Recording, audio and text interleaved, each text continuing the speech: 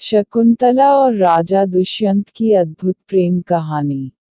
देवलोक की अप्सरा मेनका विश्वामित्र की तपस्या भंग कर देने वाली अप्सरा मेनका की एक बेटी थी। मेनका उस कन्या को बचपन में ही देवराज इंद्र के कहने से कन्या को विश्वामित्र के पास छोड़कर देवलोक वापस चली गई। यही कन्या कण्व ऋषि को शंकु नाम के पक्षी के पास मिली थी। कण्व ऋषि ने उस कन्या को उठा लिया और उसका पालन पोषण करने का निश्चय किया। शकुओं के पास मिलने के कारण उसका नाम शकुंतला रख दिया था।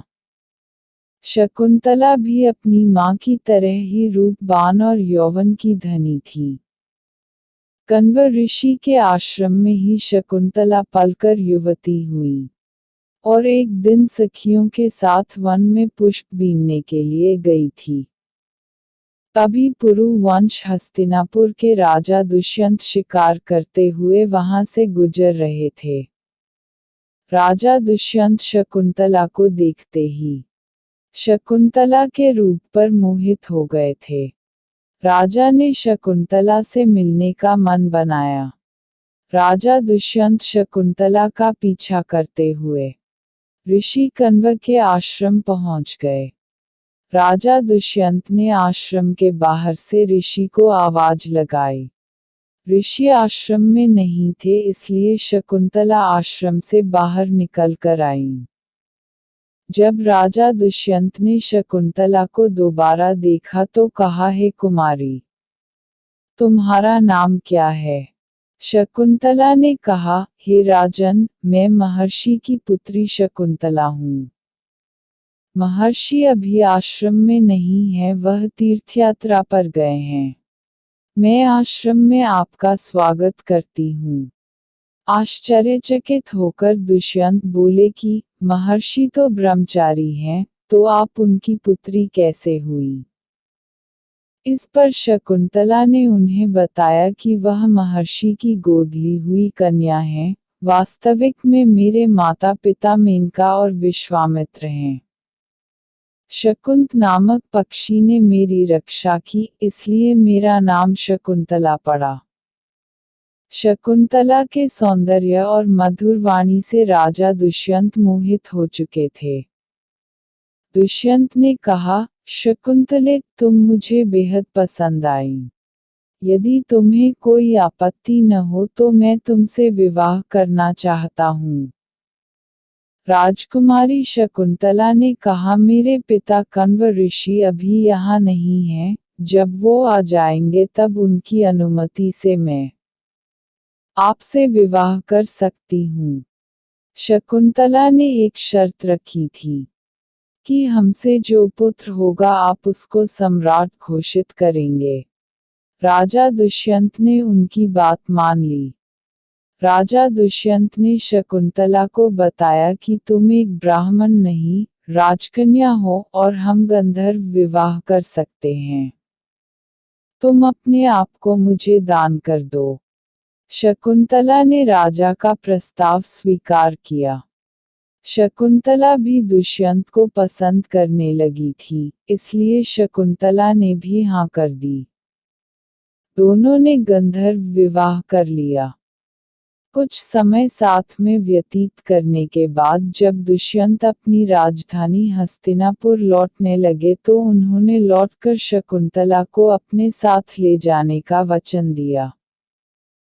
प्रेम के प्रतीक चिन्ह के रूप में उन्होंने अपनी राजमुद्रिका शकुंतला की उंगली में पहना दी।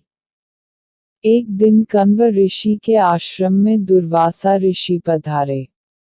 उस समय महाराजा दुष्यंत के यादों में खोई शकुंतला को दुर्वासा ऋषि की आवाज सुनाई नहीं दी। अपने क्रोध के लिए विख्यात ऋषि को लगा कि यह उनका अपमान है। उन्होंने उसी क्षण शकुंतला को शाप दे दिया, जिस किसी के ध्यान में लीन होकर तूने मेरा निरादर किया है, वह तुझे भूल जाएगा।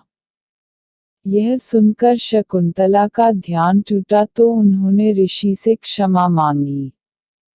ऋषि ने कहा, जिनकी याद में तुम खोई थी, उनका कोई प्रतीक चिन्ह होगा तो उस चिन्ह को देखकर उन्हें तेरी स्मृति हो जाएगी। यह कहकर दुर्वासा वहां से चले गए। उसके बाद जब महर्षि कण्व आश्रम में आए तो शकुंतला अपने पिता को सब कुछ डर डर कर बताया। ऋषि कण्व ने अपनी दिव्य दृष्टि से सब कुछ जान लिया और मुस्कुराते हुए कहा, बेटी, तुमने कोई गलत काम नहीं किया है। राजा दुष्यंत एक अत्यंत शक्तिशाली राजा हैं, और तुम दोनों से जो पुत्र पैदा होगा वह बहुत ही तेज और बलवान होगा। कण्व ऋषि ने शकुंतला को कहा कि अब तुमको अपने पति के पास जाना चाहिए। विवाहित स्त्री का इस तरह रहना उचित नहीं है। कीर्ति और धर्म का घातक अपमान है। शकुंतला अपनी मां समान दासी गौतमी के साथ हस्तिनापुर के लिए जा रही थी। रास्ते में शकुंतला को प्यास लगी। शकुंतला ने गंगा जी से पानी पीने के लिए जैसे अपनी अंजलि भरी तो असकी अंगूठी पानी के अंदर गिर गई। शकुंतला को अंगूठी गिरने का ख्याल नहीं था और उस अंगूठी को एक मछली ने निगल लिया। शकुंतला महाराज दुष्यंत के दरबार में पहुंची। दुर्वासा ऋषि के शाप के कारण राजा दुष्यंत शकुंतला को भूल चुके थे। उन्हें शकुंतला के साथ बिताए पल का कुछ भी याद नहीं था। शकुंतला हस्तिनापुर पहुंची तो उसने स्वयं को राजा की पत्नी बताते हुए कहा, आपके राज्य का सम्राट उनकी कोख में पल रहा है। तब राजा दुष्यंत ने तापसी स्त्री कहते हुए शकुंतला का तिरस्कार किया। तब गौतमी ने कहा कि तुम राजा की अंगूठी दिखाओ। शकुंतला ने अपनी अंगूठी ढूंढने की कोशिश की लेकिन उसको अंगूठी नहीं मिली। तब राजा दुष्यंत ने शकुंतला को वहां से जाने को कहा। गौतमी ने कहा कि हम वापस ऋषि कण्व के आश्रम लौट चलते हैं। रास्ते में शकुंतला की माता मेनका प्रकट हुई और शकुंतला को अपने साथ लेकर अदृश्य हो गई।